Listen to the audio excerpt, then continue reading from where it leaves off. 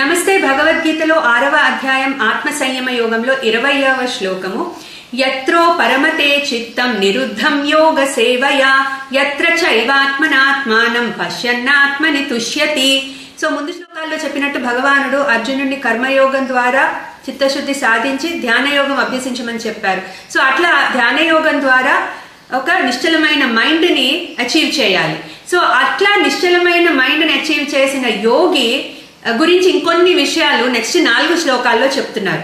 So మొదటిది ఇప్పుడు ఏమంటున్నారు, యత్రో పరమతే చిత్తం నిరుద్ధం యోగ సేవయ.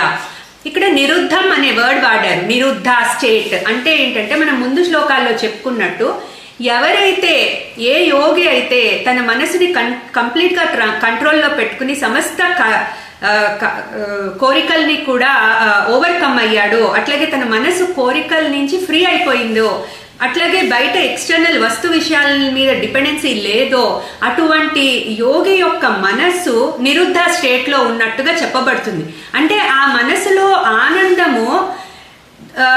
ఆనందం ఉండడానికి బయట ఏవి కూడా అక్కర్లేదు. అతను అంటే ఒక వస్తువు అక్కర్లే అతను ఆనందంగా ఉండడానికి. యాజ్ ఇట్ ఈస్ ఆనందం ఉంది అతనిలో, ఎందుకు ఆ స్టేట్కి వెళ్ళిపోయాడు. ఆ నిరుద్ధ స్టేట్ అది. సో నిరుద్ధం యోగ సేవ. ఎవరైతే అట్లా నిరుద్ధ స్టేట్ కి వెళ్లారో యత్ర చైవాత్మనాత్మానం పశ్యన్నాత్మని తుష్యతి. సో అటువంటి మైండ్ తో అటువంటి అచంచలమైన మైండ్ తో ఏం చూస్తాడు, ఆత్మని చూడగలుగుతాడు. పశ్యన్నాత్మని తుష్యతి.